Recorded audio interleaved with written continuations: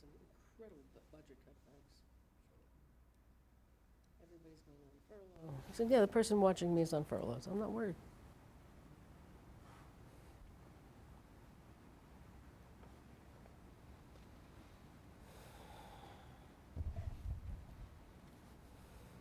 All right, so I just kind of drafted some general questions. You want to give me a hint ahead of time so I can think about it while you're... Well, You trying to surprise me? no, that's pretty much. You asking me? I hope you're asking me about the collection. We're definitely asking you about the collection. Mm-hmm. If you're able to fill in some other Sure. information Mm-hmm. on other aspects. If I don't know, Betsy will. Yeah, so we'll give it a shot. If you really don't. I've done this before with the History Channel, and it's always very good if you just talk and look enthusiastic. It's the editor's job That's right. to make it make sense within a narrative of, you know. They'll take two little splices of what you said and put it at exactly the right moment to make you look brilliant. So That's hopefully what'll happen. yeah, that's why I try. I mean, after you want an exciting, interesting video that proves the point, so why would you take anything except the best soundbite you could get? Okay, so we're ready. Anytime you're ready to go, Jeffrey. All right. We'll start with the easy one. Can you just give us your name and your affiliation? I'm Rosemary Sheldon. I'm a colonel at the Virginia Military Institute, a professor of history.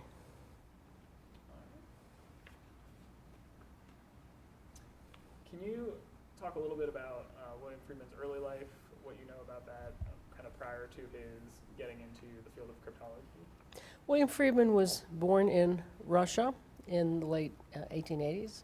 His parents immigrated to the United States because of the pogroms in Russia. They were Jewish. And they came and settled in Pittsburgh.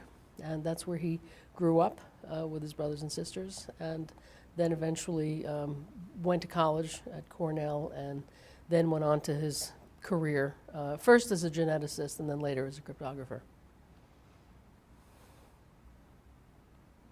All right. Moving forward to talking about Riverbank. How do you describe Riverbank Laboratories founder George Fabian? Riverbank Laboratories was run by George Fabian, who used the title colonel, much in the way I do. It doesn't really represent anything in the military. It was something given to him by the governor, as is mine. And Fabian was an eccentric. There's no other way to describe him. He came from a wealthy family. He was the black sheep, and he had some scientific and some pseudoscientific interests. So he set up Riverbank Laboratories, and they did experiments on acoustics and genetics. And it was through the genetics side that William Friedman was hired to do things like seeing if phases of the moon affected the way wheat grew. He was able to, I think, set up some decent experiments, but he later got pulled into another one of Fabian's interests, and that was cryptography. This is where I have to remember the name. What's the Mrs. Wells Gallup? What's her Elizabeth Wells Gallup? Is that the name? Okay. Elizabeth Wells Gallup was working on a cipher that she was convinced could be found in, is it Bacon or Shakespeare? I always forget. Shakespeare. A biliteral cipher whereby certain letters, if they went one way or the other way, had a coded meaning. And William Friedman and Elizabeth Friedman both worked with Mrs. Gallup. They both believed, of course, Mrs. Gallup was wrong, and would go on to write a book long after Mrs. Gallup died, proving that she was wrong. But that was what kept them busy at Riverbank. It was a lovely place, but it was run rather like a plantation. You lived in a big house, or in the case of William Friedman, he lived in a windmill, and they met for meals. And there was a place to swim, and you could take long walks in the woods. They would leave little pitchers of ice water by the bed at night and fresh flowers in the room. But you were paid a pittance. And basically you were dependent on the Fabians for support and work. And he ran it with a strong hand, shall we say. He sat in a chair that was suspended from the porch. They used to call it the hell chair. And he would dress down employees while swinging in this chair high above them. He also kept pet monkeys. I can't think of another place that would be comparable to it. But some things did come out of it because during World War I and just before the war, the cryptography section was hired by the government to decrypt foreign correspondence. You want to grab a drink? I got one over here. It's sinus problems. Mhm. Okay. Would you be able to elaborate a little bit more on what you're talking about at Riverbank Laboratories in terms of just its physical landscape and its operations? No, I couldn't actually. I have that picture in my mind of the windmill and him living in it, but other than that, I can't. It's still in use today, and it's specifically for acoustic research, and it's a lovely park, but I don't know anything else about the layout of it or what they did. Could you tell me a little bit about the circumstances which led William F. Friedman to leave his work at Cornell University and accept a position at Riverbank? Other than he needed a job, no. He was looking for employment.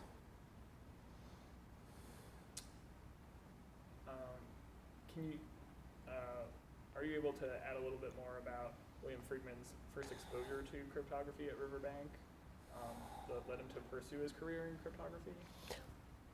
William Friedman, as I said, was trained as a geneticist, and I really think he thought, he and a lot of his Jewish friends from high school thought they were going to go back to the land movement and do something that would help Israel, or Palestine at the time. That didn't pan out for him. But I think the way you study genetics, that there's a certain mathematical component to it in the same way that there was in cryptography, that it was easy for him to make the transition from one to the other. He had a very logical mind, a very mathematical mind, and I think he could look at cryptological problems and they became easy for him. I don't know if he could explain how it is he did it, but he realized he could do it. I think it was as big a surprise to him as it was to everybody else, how good he became at it. And then he was also able to explain it to other people and write textbooks on the subject. The common denominator among what people did wrong in cryptography was to not be methodical in the way they attacked the problem. They'd use one method for a line of text and another method, and they'd kind of cobble it together, and you're not supposed to do it that way. You have to come up with a system that any 2 people or 3 people, 4 people can work on the problem, and if they use the same solution, will come up with the same answer. And if nothing else, that rule alone would be his great contribution.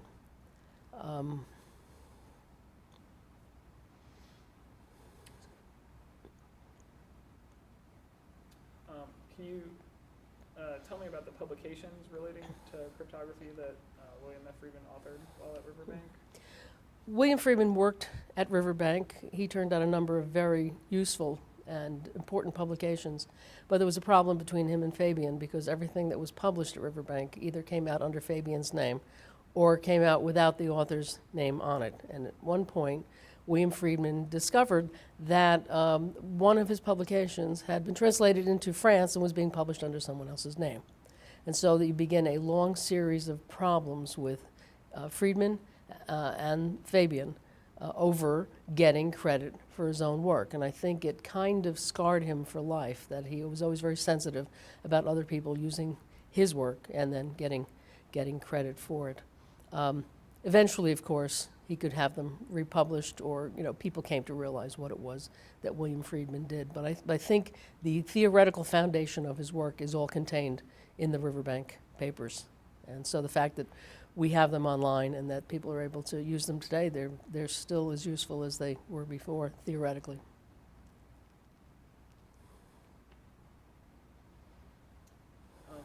Can you tell me about William F. Friedman meeting Elizabeth Smith at Riverbank and kind of how their relationship started there? If you look at the pictures of Elizabeth and William Friedman when they are at Riverbank, you come up with an image of the halcyon days of yore, people tripping through fields of waving grain or flowers, holding hands, wearing clothing that goes from their neck down to their ankles, high button shoes, spats, summer frocks. We only have, of course, their description of what it was like, but it seems all terribly romantic. It was before the war. People were seemingly more naive in those days. They met, their eyes locked. They fell in love, and they bicycled around together at Riverbank, you know, sitting on the side of the river having a picnic. It does seem terribly romantic and innocent. And they married there, and they, you know, began a family. Of course, if you look at the other side, eventually they would have to escape from Riverbank in the middle of the night to get away from the Fabians, who all but held a financial lock on them and didn't want them to leave. So, but that has nothing to do with the marriage. That just has to do with their employment record.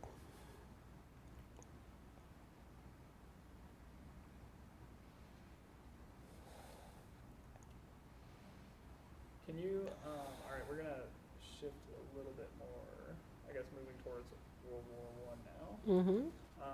Can you talk about William F. Friedman's commissioning into the U.S. Army and the work that he did during World War I? The work that was done at Riverbank before the war and at the beginning of the war was eventually shifted to the Army itself. Friedman very much wanted to enlist and to go overseas and to work with the Army itself. Fabian didn't want it to happen. According to Friedman's side of the story, and that's the only side we have, they had a nephew of Fabian who was in the Army, was an Army doctor, declare Friedman 4F so that he wouldn't be drafted. They claimed he had a heart problem. Later, as it turned out, he didn't.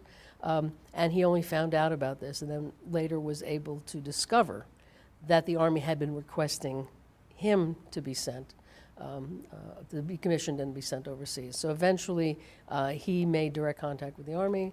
They took him in and commissioned him, and he went over to the headquarters, General of the American Expeditionary Forces in Europe, and became one of the chief cartographers. But it took a long time. It took at least 1.5 to 2 years before that happened. It could have happened a lot sooner, and he felt that his contribution to the war could have been much greater had Fabian not blocked his way.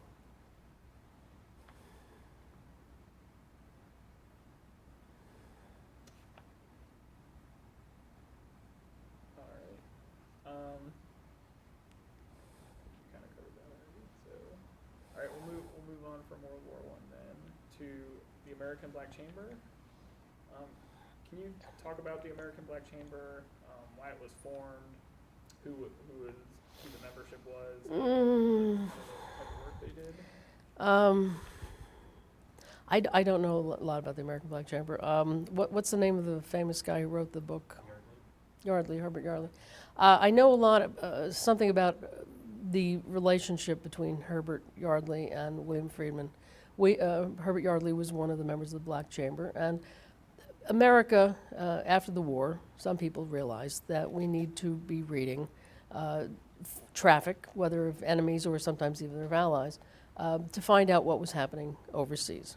Some other people disagreed with this and said that gentlemen shouldn't be reading each other's mails. Secretary Simpson coming up with that lovely quote. The Black Chamber had acted as this place where decoded diplomatic correspondence could be worked on. Yardley and Friedman couldn't be more different.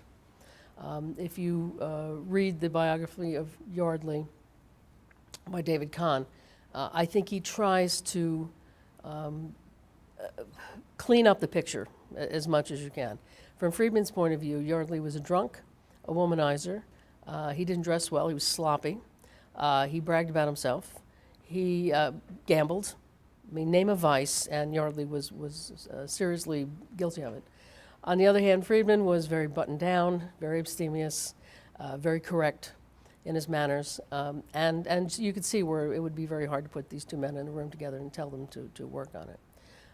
So during the Black Chamber period, they did have contact, but William Friedman never wanted Yardley connected in any way to the United States government working on it. And then, of course, when the Black Chamber was closed up by the government, the funding never came through. Yardley was looking for work, and he started selling novels and tell-all books. And this really got under William Friedman's skin, because one of the basic personality traits of William Friedman was he was loyal to the government, and he believed that if you had a secret, you kept it. You never told. And for the historian, that's one of the biggest problems, is that William Friedman kept the secrets. He didn't keep paper. He didn't tell people things. He didn't give interviews. If it had something to do with his government work, mum was the word, whereas Yardley was blah, blah, blah, blah, blah, blah, blah. And so, he thought that dangerous things damage could be done to the United States government because of what Yardley did. But as far as the inner workings of the Black Chamber, no, that. All right. We'll move on to World War II then. Mm-hmm. Kind of cruising right along. Can you talk about the role that William F. Friedman played in breaking the Japanese Purple Code? Friedman's role in breaking the Japanese Purple Code is one of the great secrets of the 20th century.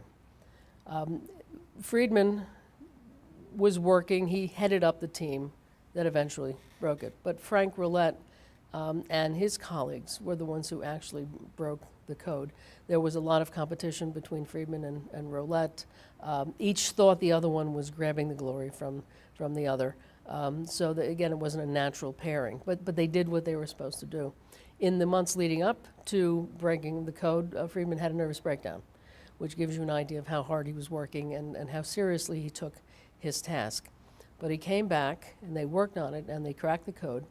Later in his career, and in fact, even closer to that event, people in the government accused William Friedman of discussing what he did with his wife, because she was a cryptographer also.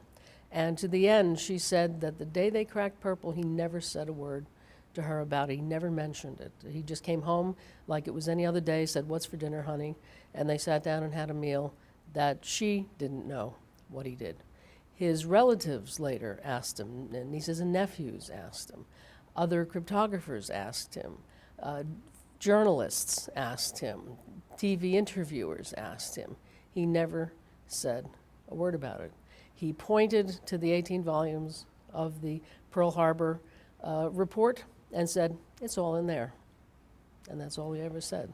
So I don't know anything about the breaking of the Purple Code, because he never said anything, and there's nothing in the collection about it. Frank Roulette wrote a book about the process, got within 3 chapters of finishing it, and the book was never finished. So we have some information about leading up to how they did it, but it's a blank. And if the government has it, if NSA has papers on this, I really wish they would release them. Someday we may know, but we don't know now. Can you talk a little bit about William Friedman's kind of general responsibilities and contributions to the war effort during World War II? Other than breaking Purple?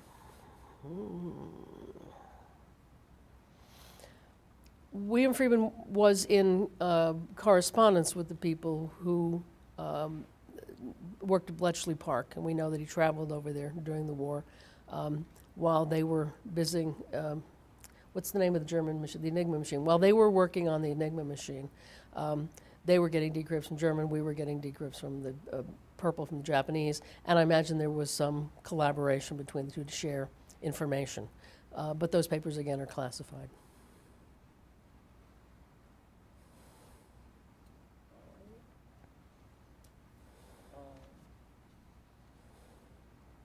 Can you kind of, I guess, give a summation of the papers from that period that are still classified? Would you say it's kind of Summation of papers that I haven't seen and can get no access to.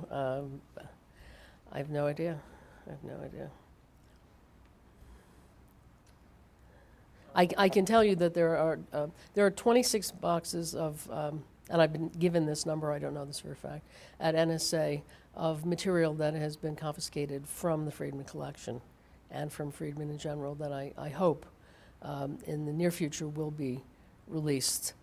Friedman's collection had over 3,000 items. At some point, NSA swooped down and sanitized it and took back a lot of things that Friedman thought were declassified but had been reclassified under a new Department of Defense initiative, and simply arrived, loaded up boxes, and left with them. And some of the things we've been able to get back, but some we're still waiting.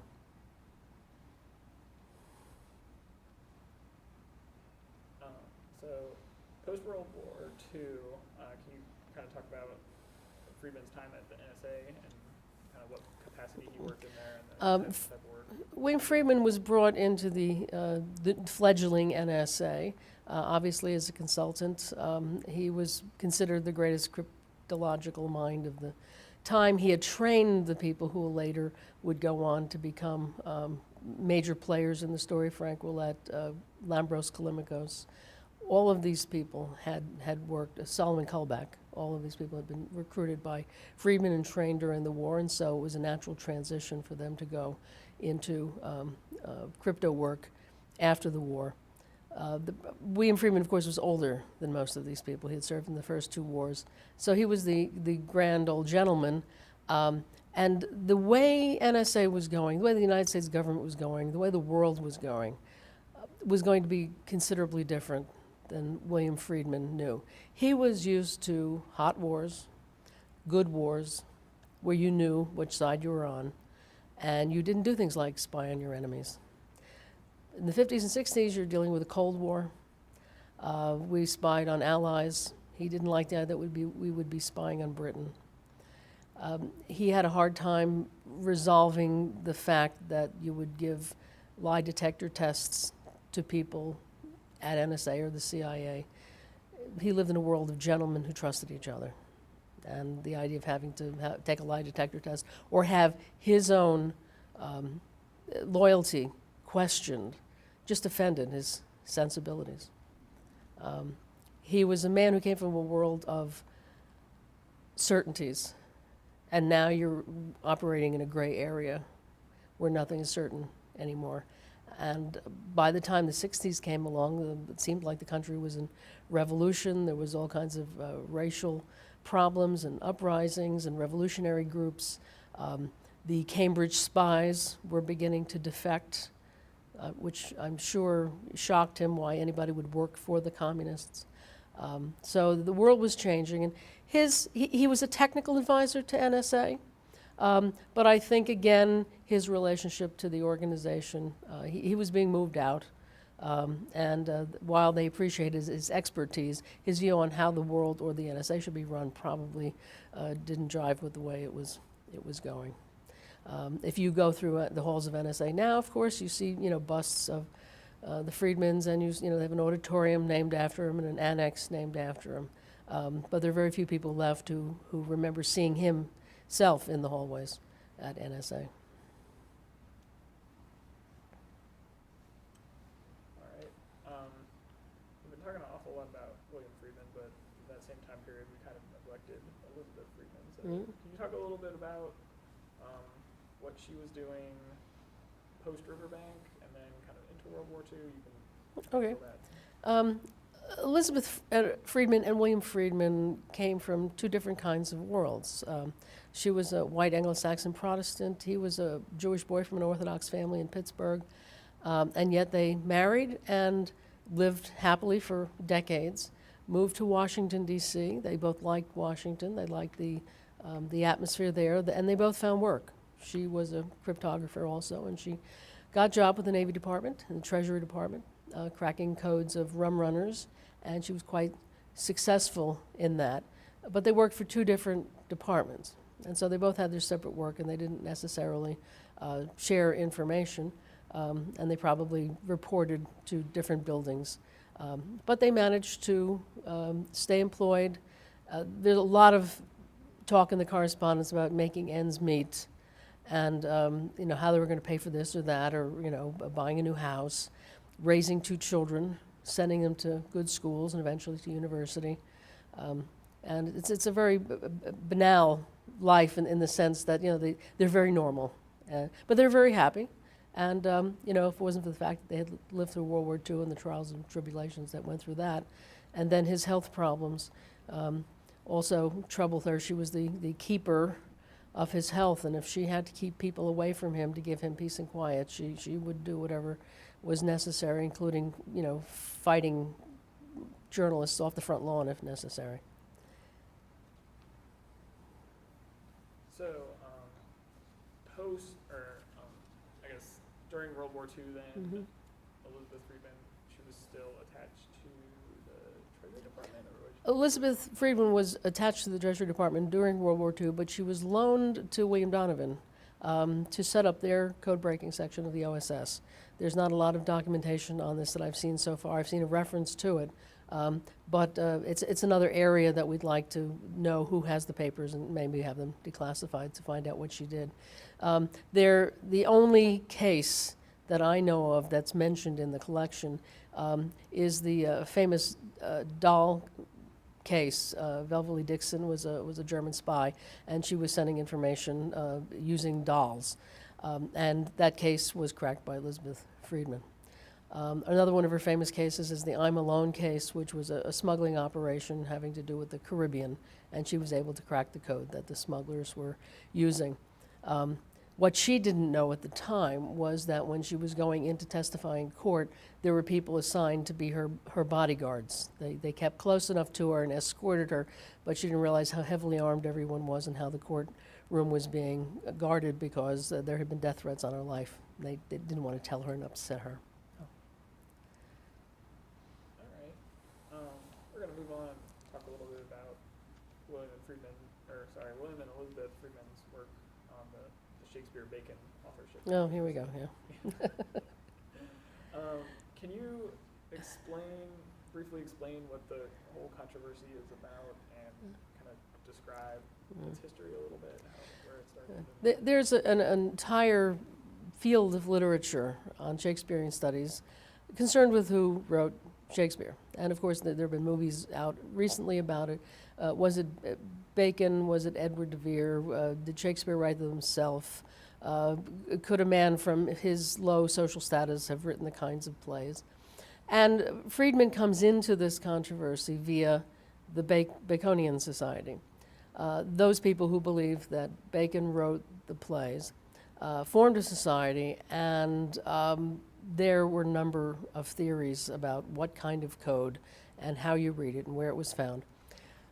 Friedman never bought the idea from the beginning. He did it as a pastime. It was a hobby. People would write to William Friedman, even when he was in government service, asking him to solve codes and ciphers, or people would be referred to him. But he had to do this in his spare time because he had his government work, what he did for a living, and that he couldn't talk about. But he could get himself involved in famous other code problems, and people would write him politely, and he would write back politely, and some people would write to him not so politely, and he would have to write back curtly and tell them, that I'm sorry, but you are crazy. Nut cases would find him, insane people with paranoid theories. And so a lot of his correspondence is writing back to them and saying that this will be the last time I'll be answering your letters, because they would get on and on and on. And no matter how reasoned an answer he would give, they'd keep writing, and they'd insist that they knew the answer to some problem. So the Baconian Society certainly was interested in what William Friedman had to say about the Baconian ciphers. Well, he wrote a book on it because there had been 30 years of correspondence with these people and many, many books written about it. And he came out with what I consider the definitive work, saying there is no cipher. These things are all subjective, and this should be the end of the story. Did this stop people from writing to him? No. He was proposed for membership in the Baconian Society. And there's a lovely letter in the collection in which the president, who knew William Friedman very well and liked him, and said, "Dear Bill, under the circumstances, having written that book, I don't think it would be a good idea for you to be inducted into membership at this time." That was probably the politest answer he was going to get from the Baconians. So I think he did the world a vast service, but I don't think it ever stopped people from coming up with these theories. And his collection is filled, there must be at least 36 books by Baconians in there, and in each one, under the entry card, William Friedman has written what was wrong with the theory.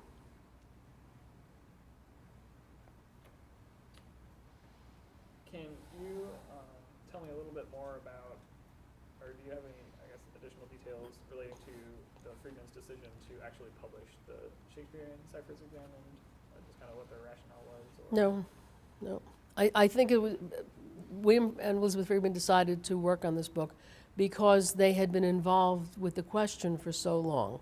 And he was finally retired from the government, and so they could dedicate full-time to these other little projects, none of which had anything to do with their government work. One of which was the Baconian Shakespeare theory, but the other one were the breaking of the code of the Mayan glyphs.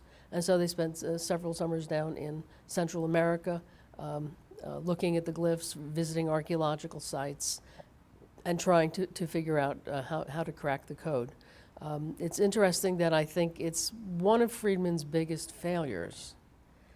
He usually, as someone once said, that William Friedman could touch any kind of code and it would turn to plain text. It was like the Midas touch. But he couldn't do it with the Mayan glyphs. And that it was, eventually the code was cracked by a Russian, Yuri Nozorov. But because Nozorov published his book in Russian, enveloped in Marxist rhetoric, Friedman was convinced he couldn't be right because the commies weren't going to be able to crack that code. He was.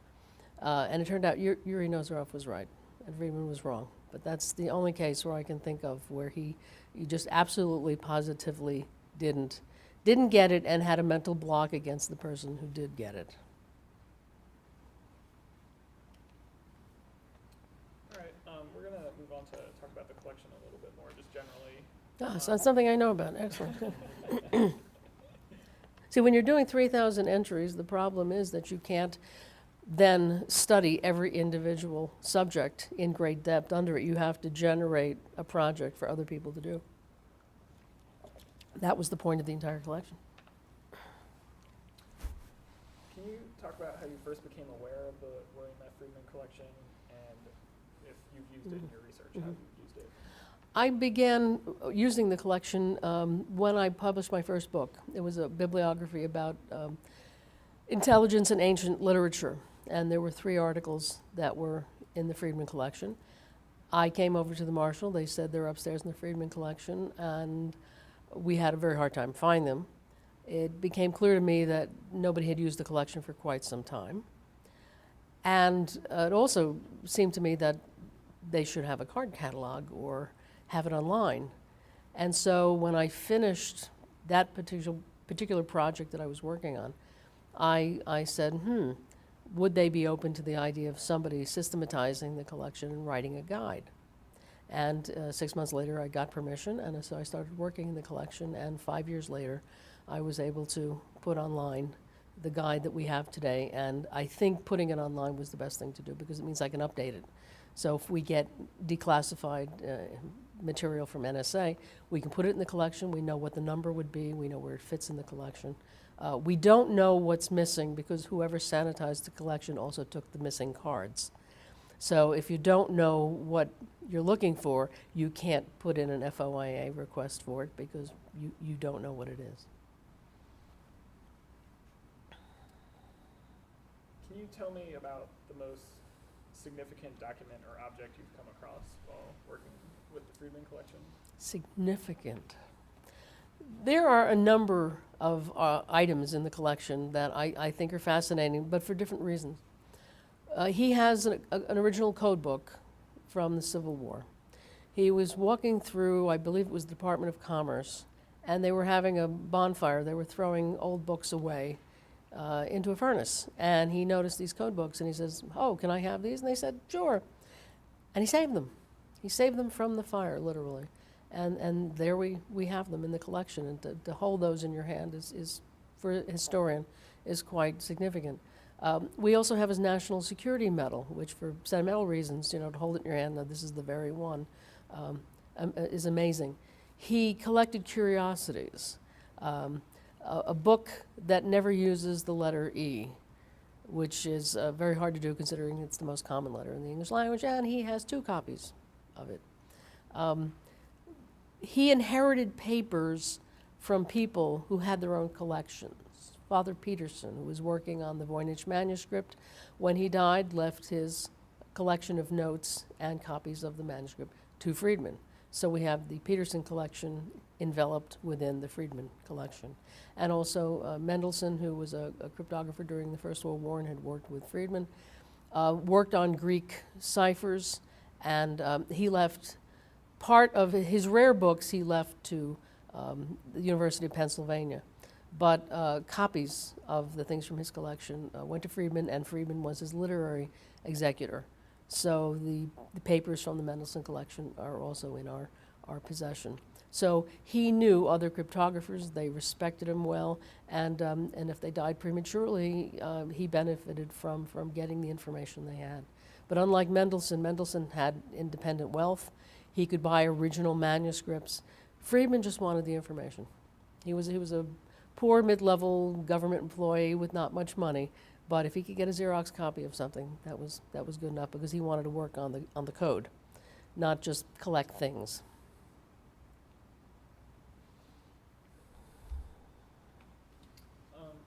What would you say, in terms of areas of research, the Friedman collection would be a good resource to support? There are so many intellectual areas of inquiry that can be begun in the Friedman collection. I believe somebody needs to do a biography of Elizabeth Friedman, which is yet to be done. The last time I checked, Barbara Friedman, their daughter, was still alive. She needs to be interviewed quickly. I was in contact with his son shortly before he died, and he was kind enough to send us letters that he shared that were sent between his parents. The correspondence between Elizabeth and William Friedman has yet to be studied or published in any way. People who are doing research on the Black Chamber, certainly since Yardley's book, that could be updated. I don't think that there's much to be said about the Shakespeare cipher. I really think their book was the end of that. But almost any of the other projects that he worked on, the Mayan glyphs, again, they were decoded by somebody else, and there are books now on how to read them, but his interest in it and how he went about working on it was very interesting. We have to wait until material is declassified from World War II to find out about purple, but I think World War I, we pretty much have much more information from the archives that could be put together to find out what Friedman and his team did there. And then there are individual codes that people can work on, how they were done, how they were used in the field, and what kind of information they turned up.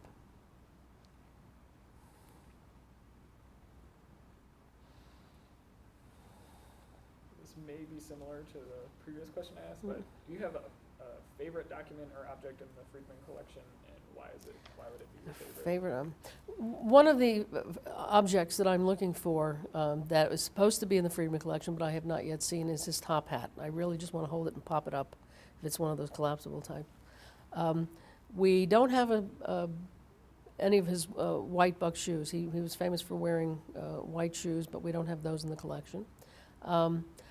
One of the objects that I like looking at is the Enigma machine that Friedman was able to buy rather cheap examples of crypto machines from people when they were on the market commercially. And to look at an original Enigma machine, I think is very exciting if you're into World War II history. Friedman was a great collector of any kind of cryptological machine, including things he got out of cereal boxes. It's always nice to go back and find your Captain Midnight decoder ring or your Annie Oakley decoder ring to see one of the original ones. It reminds me of my childhood. Getting those makes me sorry I didn't save the ones I got from the cereal boxes. On that topic, do you want to tell Jeffrey about the games that he tried to create? Mm-hmm. Yeah. graphic games? William Friedman contacted Milton Bradley and wanted to create a crypto game of his own. The problem is that his idea of what children could do and what real children could do was completely different. He could never invent anything easy enough for anybody else to use. And another object in the collection that I'm very fond of is that he sent out Christmas cards in code. That you could bend them over and they would spell out Christmas messages. He had dinner parties that were based on cracking a code, and then each part of the dinner would be at a different restaurant, and you had to crack the code to know where you were going, or you would miss the next course. He had a very narrow circle of friends who could do this sort of thing. And he also had friends who were musicians. They loved to play the violin and piano, and Kalimikos played the flute, and so they would have trios and lovely evenings together. You know, Friedman. It was a genteel world he tried to create for himself. You mentioned that maybe another biography needs to be written, or a biography needs to be written on Elizabeth Friedman. Maybe, should there be another one written on William F. Friedman? It's been quite a while. Yes. If one writes biography of William Friedman, like the one Ronald Clark did called The Man Who Broke Purple, the problem is that he used a lot of the collection. Now, there's nothing wrong with this. But the collection itself, the worldview, is that of just Mr. and Mrs. Friedman. There are many more documents available now from NSA and from various other archives that have been declassified. They could be used, let's say, from a historical point of view. An historian needs to write a biography of the Friedmans. The Friedmans are entitled to their opinion, but of course there are other opinions. And especially after William died, Elizabeth Friedman's life work became burnishing his image. And so you're going to get their justification of how and why things were done, and who were the good guys and the bad guys from their perspective. And when I published my collection, I made it quite clear in the introduction that the opinions given in that work are those of the Friedmans. Not mine, those are the Friedmans. But that doesn't necessarily represent an objective view. So I think it's been a long while since Clark wrote his book, and so I think it's time for another biography using more material. Are you familiar with the knowledge is power photograph? That, Oh, don't ask me to decode that now. No. It was taken and it spells out knowledge is power, so I know. Okay. And there weren't enough guys in the line, and so it doesn't actually spell, it spells knowledge with pow. That's all we know. That was the most ironic thing about working on the collection is not only am I mathematically ignorant, but I couldn't crack a code if my life depended on it. I'm the last person in the world to do that, but as an historian, I appreciate the use of archives, and what I don't like to see is things degenerating.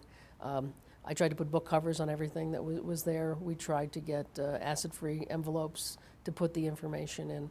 You want to preserve it, and you want to give people a way to use it. And especially from off-site, because now with the guide online, if somebody in California needs a document, they can just call and ask, and Xerox it and send it out, because not everybody can fly in or drive into Lexington to sit there, as I did with that collection. Would you have any more information to elaborate on William F. Friedman's introduction to cryptography? No, I have no idea. It happened at Riverbank, and that's all I know.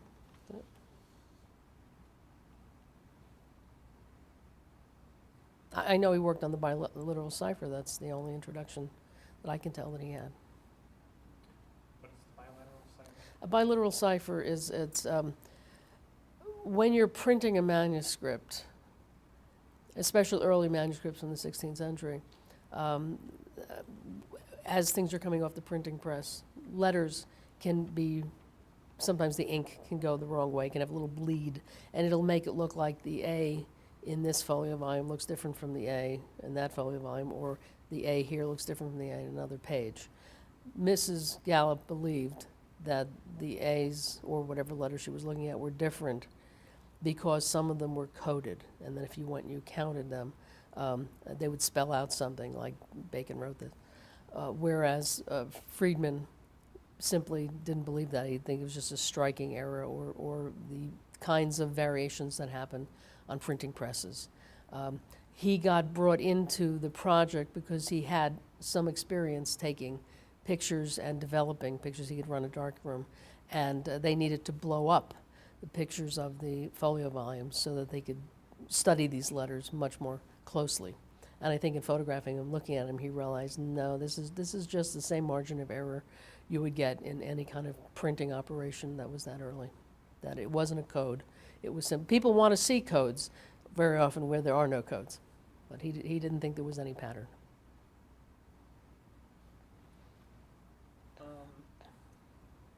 Question about the Riverbank publications.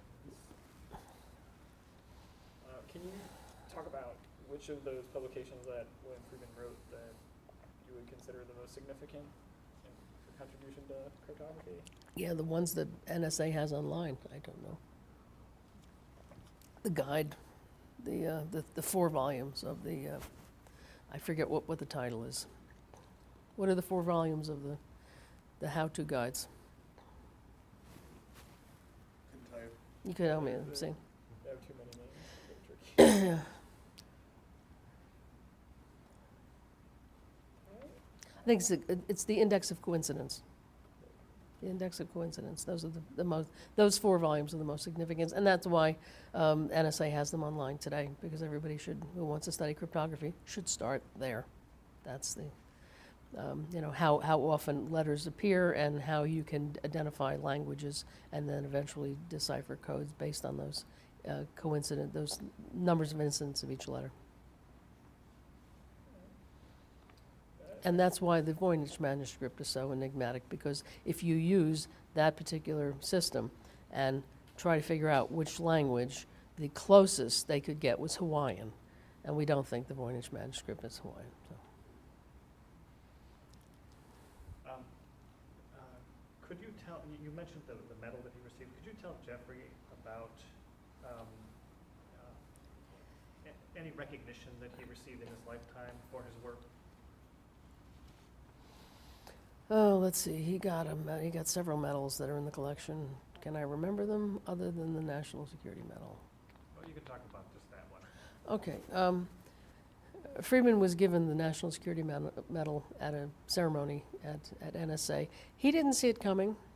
He was quite flattered by the whole thing. He really was really humble for a career that had spanned so many decades, so many wars, a major contribution to the field. I felt he greatly deserved it.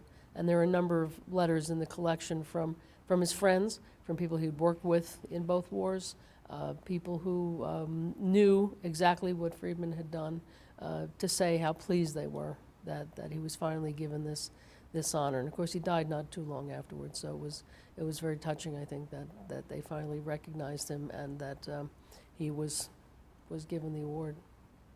And I'm trying to think, who was it that handed it to him? It was somebody very high up in the government, but I can't remember.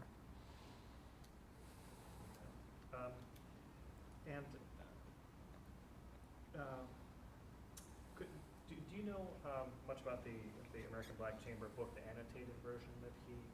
No, I mean, I've seen it, but I don't know much about the annotations.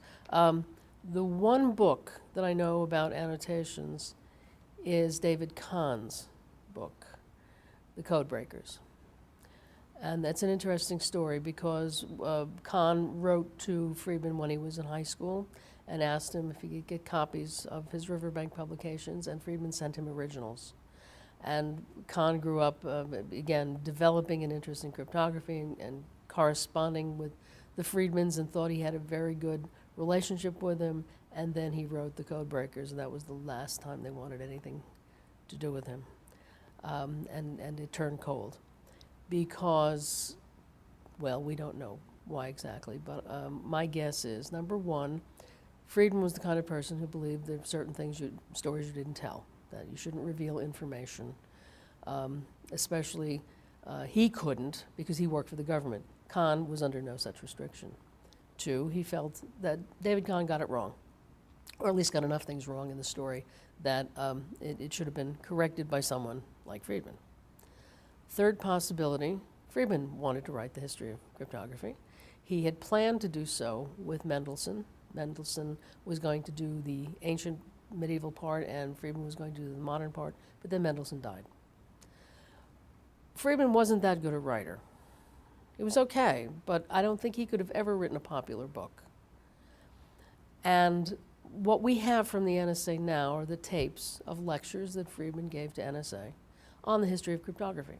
And that is the closest thing we will get to William Friedman writing the history of cryptography. But again, those aren't the kinds of things that would be published or make a popular work. There is some correspondence in the collection between people who reviewed the book, The Code Breakers, and Friedman, talking about things they didn't like about the book and what had gone wrong. But Friedman never went on record. He never reviewed it. He never discussed it. And he never wanted anything to do with David Kahn again. I think he saw them once or twice. I think they had dinner together. But, of course, David Kahn was always wanted answers to questions. Well, what did you do during the war, and how did you crack purple? And having a dinner at which you've said 20 times no comment isn't a very interesting dinner. And so I think I'm more familiar with The Code Breaker as a book with annotations. I haven't really gone through the Black Chamber. Can you talk a little bit about Friedman's role in the decipherment of the Hindu ciphers and their importance in World War I? Yes, one of the most famous cases that the Friedmans worked on was a case of ciphers written by Hindus who were fighting for independence in India, and they were corresponding with agents in the United States, people trying to drum up support for the revolution. But of course they had to do it in code. They coded various copies of the Quran because they felt that would get through the religious and even military censors, that they would never look at copies. And they marked certain letters and certain words, and these letters and words could be spelled out into a message, and those things would be printed by newspapers in California. So they get news of the revolution and what was happening. The ring was finally brought in by the British, and these Hindus were put on trial. During the trial, the testimony by one of the witnesses, he was giving his information, and somebody in the courtroom shot him dead right there on the stand. So it was an exciting trial, but eventually they were all convicted, and it was the testimony of the Friedmans that helped put them away. So it was one of the first big public trials and public performances of the Friedmans. Usually William Friedman himself didn't show up in courtrooms much, but Mrs. Friedman was very often called upon, and she has a lot of information. I believe one of the bigger trials she was in Louisiana, and her description socially of the various social levels of the people in the courtroom and the lawyers and what they looked like and how they dressed is she had an eye for description and a very distinct sense of her own social position as opposed to anybody else. So it makes very, very interesting reading. Related to, I guess, Friedman's recognition, can you talk a little bit about his award from Congress for his patents?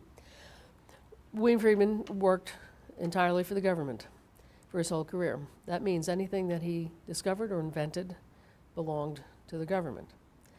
He knew a lot of people who had invented crypto machines and went public with them, especially before the war when it wasn't against the law, and made a great deal of money. What's the name of the Swedish guy? I can see him picture with the vodka bottle in his hand, and I can't think of his name. I think it's Hagelin. Hagelin, Boris Hagelin. He knew Boris Hagelin very well. Do you want to start that over from Okay. the beginning so that we can? Okay. Because that's a really good start. Okay. William Friedman worked for the government, and so everything that he invented belonged to the government. Whereas friends of his like Boris Hagelin produced commercial machines to make money. And businesses use cryptology also, so there's nothing wrong with, we're not selling secrets to an enemy, but they're creating machines that can be used by businesses to keep their communications private. Boris Hagelin became a millionaire. William Friedman didn't make a dime off of anything because he couldn't sell them that belonged to the government. And he calculated how much he would have made had he taken something like this Zagaba machine and sold it. And so, being loyal, he felt that he should get some money back for his contributions. The problem is, of course, you basically have to sue the government in order to get the money back. An act of Congress had to be passed for him to get the money. And so he had to get a lawyer, and they had to approach Congress, and they had to write up the bill. And eventually, after years and years, he was given a large sum of money by our standards, but certainly not what those machines would have brought in commercially. And so he got some recognition, and we have the patents for those machines in the collection. Some people believe that they weren't worth that much. David Kahn has gone on record as saying that he was overpaid, or that other people made similar contributions, so there's a bit of controversy over that. But I think, Friedman had a good argument, and he was able to at least get some compensation.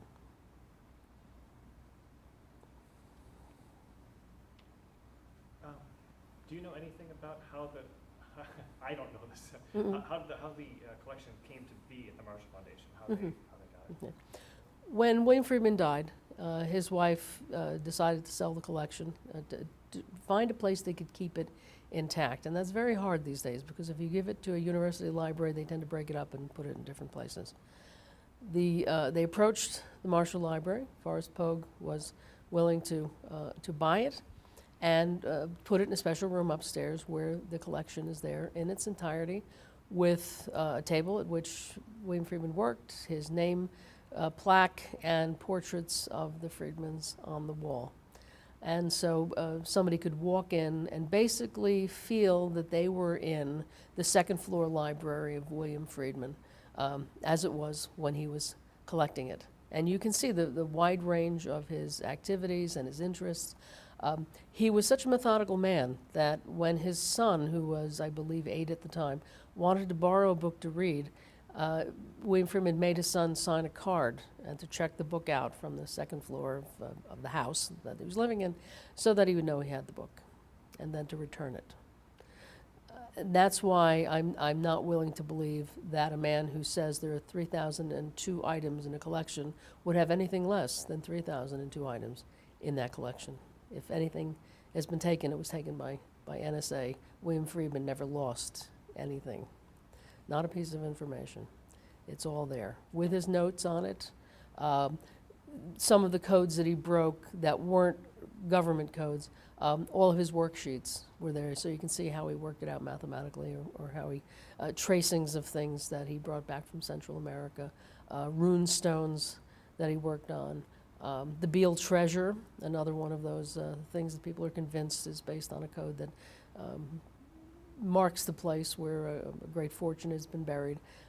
He was asked to work on all of those.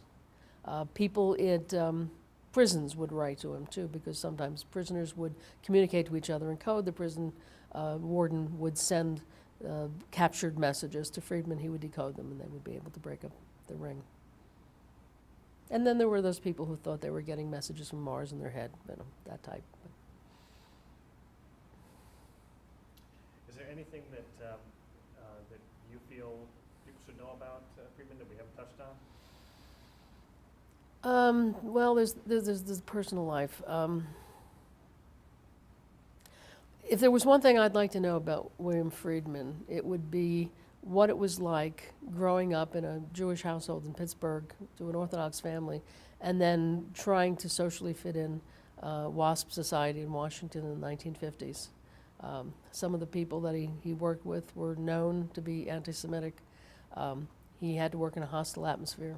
I think his wife was socially more prominent than he was, obviously, and he wanted to keep the marriage together and be, rise up and fit in and be part of the social scene. And I think it took its toll. That in a sense you're living a double life on two platforms, one socially, but also in your work.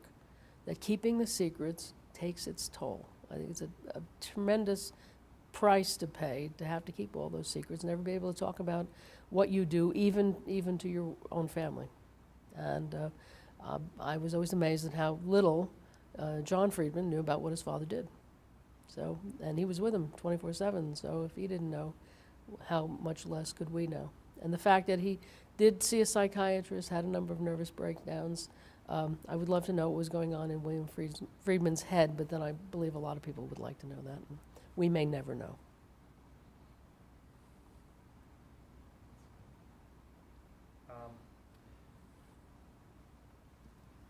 Let's see, what I'm trying to, Friedman is not well known among the public. Mhm. What do you think, why do you think it's important that regular people should remember Friedman? William Friedman was a patriot. He was a man from an earlier age who did not question whether or not you served your government. He was a man who lived in an era when you didn't hear about things like black ops or waterboarding. He lived in a simpler time. He lived in a time where he felt you knew the good guys from the bad guys. There was our side and there was the Nazis. There were our side and there were the communists. And you didn't have the gray areas that we have today. He served his country well for very little money. He couldn't imagine a spy betraying his country for a profit. And I look back on his era with nostalgia also, because he was a person who never he didn't think just so was good enough. He was a man who believed in precision and doing things right and doing the right thing and always being a gentleman. He raised his children not to curse, which if you see TV these days, you know, it could be like ancient history. He was a gentleman of the old school, and I admired that about him. But he's a product of a different age. And I think people should know about him because he was so good at what he did. When it came to crypto, it was more than just being good at math. And it was more than being able to build machines, which he didn't do. He had engineers do for him. There was something about his brain that allowed him to look at code and see plain text. When it came to testing one of the machines for the Navy, he sat with the machine in front of him on a desk for 6 weeks, staring at it, just staring at it. And then he figured it out. He tinkered a bit and figured it out. And there was the solution. And the Navy didn't buy the machine, and the man who invented it lost millions of dollars because of that. But if Friedman could crack it, the enemy could crack it. And the Sagaba machine, which he worked on, which was used completely through World War II, to my knowledge, and as far as NSA will allow us to know, no message that was ever created out of the machine was cracked by the enemy. And the ability to create machines like that and yet also crack the code of the enemy is something that I think everybody should know the story. That was great. I love that. You've mentioned the Sagaba machine a few times. Could you elaborate on what that is? I don't know. I Don't can't. know. I've seen a picture of it, and I know it was used in World War II. Or maybe you could just say that. Just say what his most the best machine that he ever created was the Sagaba machine that was used to just that much. Oh, okay. Just say that to Joe. The Sagaba machine was created both by Friedman and Frank Rolette, and it was used during World War II for most of the war for our encrypting our messages, and it was never cracked as far as we know, during the war or after. I'm sure it's not used any longer, but of course we do decrypting in many different ways now that we have computers. And William Friedman was one of the first people to use an IBM machine to do decrypts, and we have many of the old printouts on the green and white striped paper with the lines on the side that he did for messages and languages. Friedman was very much interested in ancient languages as codes. So, for example, something like Minoan Linear A, which we have never cracked to this day, or Etruscan, he would try to crack the code by using a computer.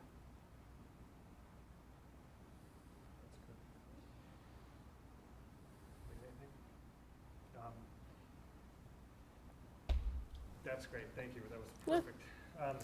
You were What I know, and what I don't know, I don't know. You were It's just, great in front of the camera. You were very natural. It was, mark down to ask about that machine.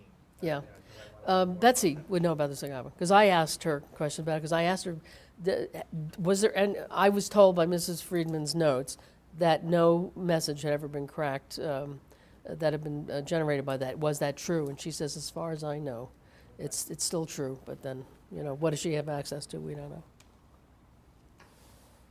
Yeah, I have, One of my biggest fears was I go to NSA to give a lecture and I put a picture of the Sagaba on the screen and I'm waiting for someone in the audience to go, so tell me how it works. I'm the last person you want to ask on how. I'll hook you first. Oh, that's right. Here we go. There you go. Yeah. Thank you for your little prompts in the back there.